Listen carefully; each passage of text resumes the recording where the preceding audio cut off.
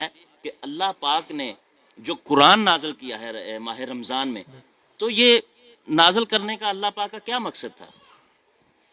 नहमदुहु व नसल्ली अला रसूलिल करीम अम्मा बाद फ़ाऊज़ु बिल्लाहि मिनश शैतानिर रजीम बिस्मिल्लाहिर रहमानिर रहीम इन्ना नहनु नज़्ज़लना ज़िक्रा व इन्ना लहु लहाफ़िज़ून क़ाला नबिय्यु सल्लल्लाहु अलैहि वसल्लम खैरुकुम मन तअल्लमल क़ुरआन व अल्लमा औ कमा क़ाला नबिय्यु सल्लल्लाहु अलैहि वसल्लम सुभान इन्नल्लाह व मलाइकतहु युसल्लूना अलन नबी या अय्युहल्लज़ीना आमनू सल्लु अलैहि व सल्लिमू तस्लीमा।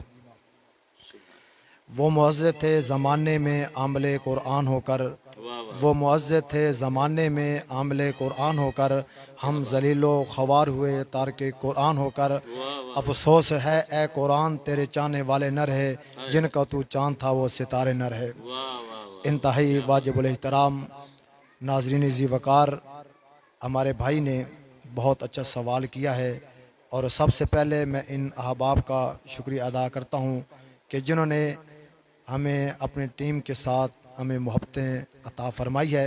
अल्लाह पाक हमारे इन तमाम भाई की और टीम की ज़िंदगी में उम्र में बरकतें अता फ़रमाए। आमीन आमीन जी, तो बहुत नाज़रीन, शुक्रिया। अब सवाल की तरफ आते हैं। अल्लाह रब्बुल आलमीन ने इस कायनात के अंदर बेशुमार किताबों को नाजिल फरमाया। क्या बात, क्या बात, किताबों के साथ साथ अल्लाह पाक ने मुख्तलिफ़ ज़हीफ़ों को अता फ़रमाया वाह वाह वाह, और अल्लाह रब्बुल आलमीन ने उन तमाम किताबें और तमाम ज़हीफ़ों का सरदार अल्लाह ने कुरान मुक़द्दस को बना दिया। और अल्लाह पाक ने ये किताबें, ये कुरान जो भेजने का मकसद था वो ये था कि कौम की रुश्द व हदायत के लिए अल्लाह ने तौरात को भेजा, इंजील को भेजा, ज़बूर को भेजा, मुख्तलिफ़ ज़हीफ़ों के भेजा। आखिर के अंदर अल्लाह ने कुरान मुक़द्दस को इस कायनात के अंदर नाजिल फरमाने का सिलसिला शुरू फरमाया। क्या बात, और मैं क्या ये बात, समझता हूँ कि उम्मत मुहम्मदिया सल्लल्लाहु अलैहि वसल्लम पर अल्लाह का एक नहीं खरबा मरतबा उस मालिक कायनात का शुक्र अदा करे कम है कि अल्लाह ने इस उम्मत को दो कुरान अता फरमाए। वाह वाह वाह, एक कुरान वो कुरान है कि जो मुझे आपको घर में, मस्जिद में, अलमारी में, बाज़ार में, दफ्तर में आपको अलमारी की सूरत में कुरान मिलेगा।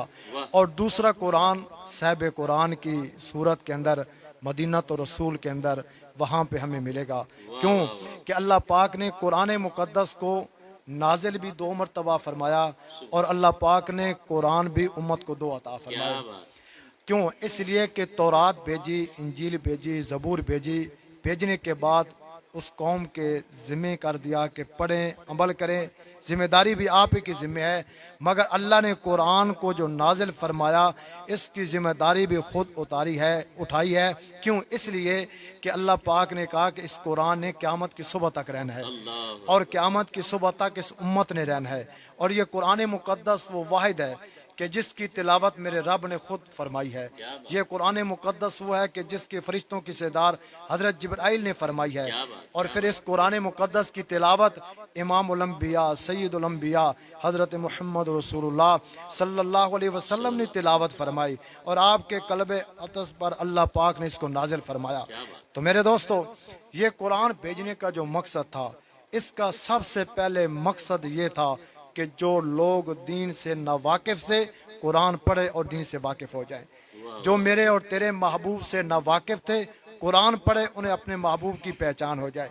जो लोग दीन से बेचार थे, दूर से दूर थे और गफलत में थे, सुस्ती में थे, तो रब्बुल आलमीन ने कुरान को भेजकर उन सब के लिए हदायत का ज़रिया बना वाह दिया। वाह वाह, मैं ये क्या बात, समझता हूँ क्या कि बात, जब ये अल्लाह पाक ने मक्का मुकरमा के अंदर कुरान को नाजिल फरमाना शुरू किया सुभान, और ये मेरे महबूब अलैहिस्सलाम को अल्लाह ने 40 साल के बाद ये कुरान मुक़द्दस का नाजिल करने का सिलसिला शुरू फरमाया।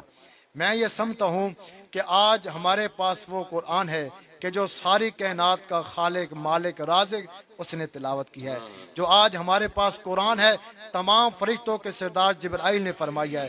जो आज हमारे पास कुरान मौजूद है, ये तमाम तर नबी, रसूल, पैगंबर, कायनात के सरदार, आखरत वाले के सरदार, ज़मीन वालों के सरदार, अर्श वालों के सरदार इमाम उल अंबिया, सैयदुल अंबिया हज़रत मोहम्मद रसूलुल्लाह सल्लल्लाहु अलैहि वसल्लम ने खुद इसकी तिलावत फरमाई। क्या बात, ये कितनी अजमत वाली बात है, कितनी शान वाली बात है कि आज जो हमारे पास पास कुरान मौजूद है, ये कुरान भी है और मेरे मुस्तफ़ा का मौइज़ा भी है। क्या बात, ये कितनी अजमत की बात है कि ये कुरान भी हमारे पास मौजूद है और हमारे और आपके आका का ये जिंदा मौइज़ा भी हमारे पास मौजूद है। क्या बात, तो इसलिए मैं आज ये पैगाम देना चाहता हूँ कि हमारे पास इस्लाम सच्चा है, हमारे पास दीन सच्चा है, हमारे पास कुरान सच्चा है, हमारे पास कलमा सच्चा है, क्योंकि ये वो चीज़ हैं कि जिन्होंने क़यामत की सुबह तक इन्होंने बरकरार रहना है। और मेरे महबूब अलैहिस्सलाम की हदीस से मुबारक है जिसके अंदर आपने इरशाद फरमाया कि जिन्होंने कुरान को सीने से लगाया वो वक़्त का आलिम, गाजी, मुजाहिद और अल्लाह पाक उसको बेशुमार मकामात से नवाजता चला जाता है। क्यों कि हज़रत सैयदना फ़ारूक आज़म रज़ी अल्लाह तआला अन्हु मेरे नबी के सहाबी हैं, मेरे महबूब के जानिसार हैं, मेरे महबूब के नौकर हैं, मेरे महबूब के दर के खादिम हैं। जिस वक़्त आप मुसलमानों के खलीफा बने, बादशाह बने, तो आप एक मरतबा जा रहे थे अपने जनाब फौज के साथ, लश्कर के साथ। आप पहाड़ के एक जनाब के बोला आप एक पहाड़ के जो है ना कांटे के दरमियान रुक जाते हैं। अब फौज वाले साथ पूछते हैं, अमीरुल मोमिनीन खड़े हो गए और आंखों में जो है आंसू आने लग गए और गमज़दा हो गए, हैरानो परेशान हो गए। तो उन्होंने सवाल किया, अमीरुल मोमिनीन आप 22 लाख मुरब्बा मील के अमीरुल मोमिनीन है और बादशाह है, किस बात का गम है? आपके साथ असलहा है, आपके साथ फौज है।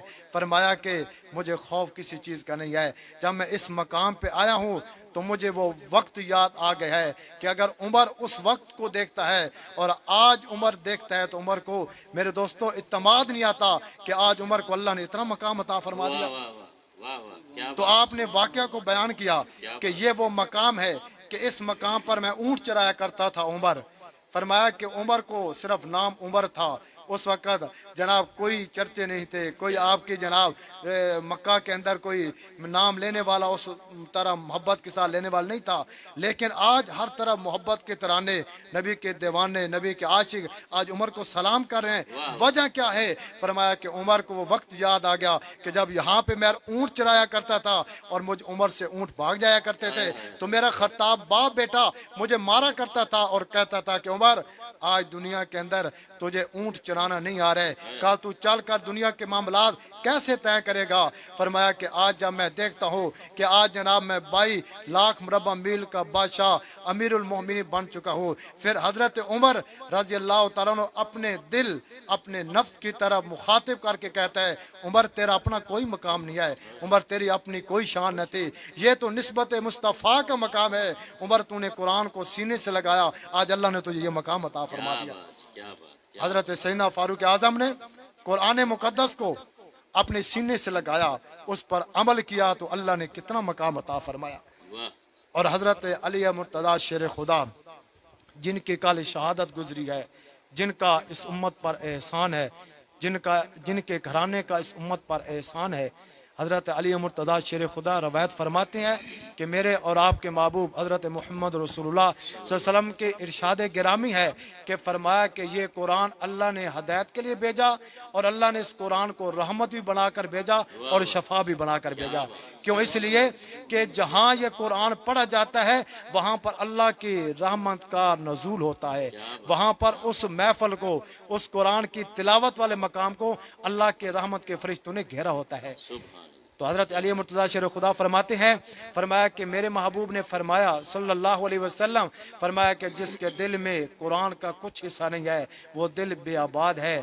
फरमाया कि अगर दिलों को आबाद करना चाहते हो तो फिर कुरान की तिलावत करो, कुरान के साथ यारी लगाओ, कुरान से मोहब्बत करो, कुरान को अपने घरों में इसको आम करो, अपने बच्चों में कुरान की तिलावत आम करो। अल्लाह से दुआ है अल्लाह मुझे आपको कुरान से मोहब्बत नसीब फरमाए, कुरान से उल्फत नसीब फरमाए। इसका जो असली मकसद था अल्लाह उस असली मकसद को समझ कर अल्लाह अमल करने की तौफीक अता फरमाए।